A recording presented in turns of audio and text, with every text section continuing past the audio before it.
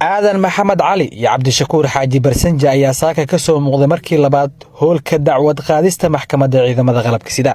maxkamadda ayaa ballamisay fadhigii kan ka horreeyay in xafiiska xeer ilaalinta la yimaadaan markhaatiyaasha iyo caddeymaha kiiskan ku xusan. hay-adda dembi baarista booliska CID-da ayaa fursad loo siiyey inay sharaxaan kiisas 5 ah oo ku xusan galdacwadeedka eedeysanaha koowaad iyo kaalinta eedeysanaha labaad. bistooladii uu dilka ku geystay oo 5 ka mid ah xabadaha qasnada laga isticmaalay, xabad laga soo saaray qaybta sare ee jirkiisa, jawaan ay ku jiraan maryo uu ugu talagalay eedeysanaha inuu ku qaato qoriga marxuumka ay dileen, iyo qiraarkiisa ayaa maxkamadda mar kale laga hor akhriyay. magaalada ganacsiga ee gobolka Bari Boosaaso ayuu ku dilay taliyihii gaadiidka madaxtooyada Puntland iyo ganacsade, waxaana hay'adaha amniga federaalka iyo kuwa Puntland oo iskaashanaya u suura gashay in la geeyo dhammaan goobihii uu dilalka ka geystay eedeysanaha.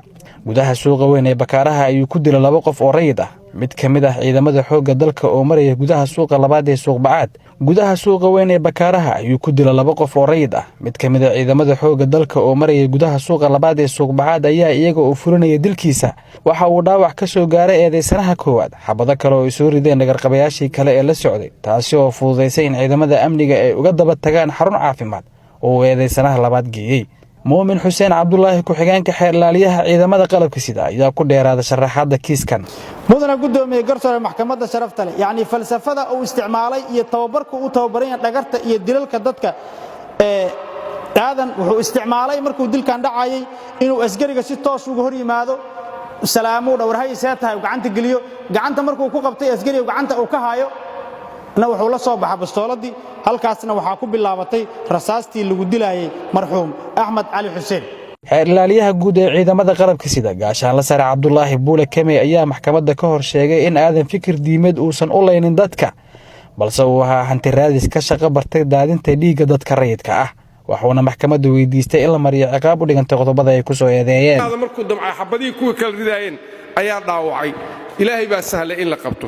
sidaas darteed waxaan maxkamadda sharafta la weydiisanaynaa in eedaysane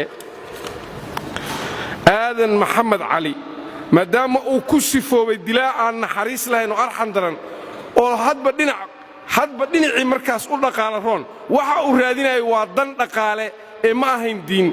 uu ku sifoobay dilkii marxuumiinta in lagu xukumo ciqaab dil ah oo ah qisaastii marxuumiintii uu laayay.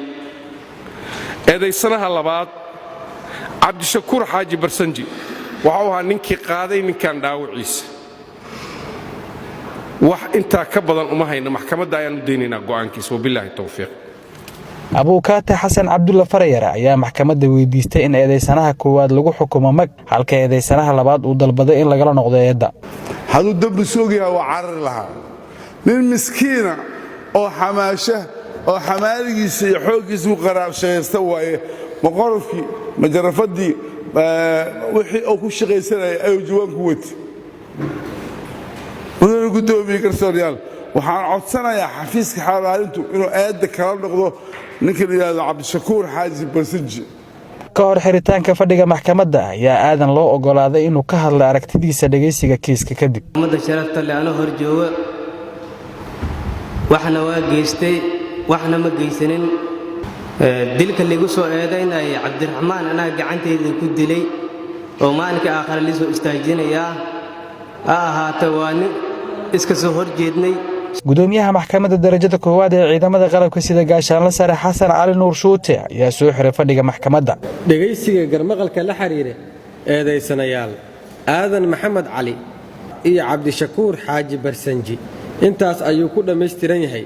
maxkamadda ayaana go'aan ka soo saari doonto. fadhigan intaanu ku xiran yahay.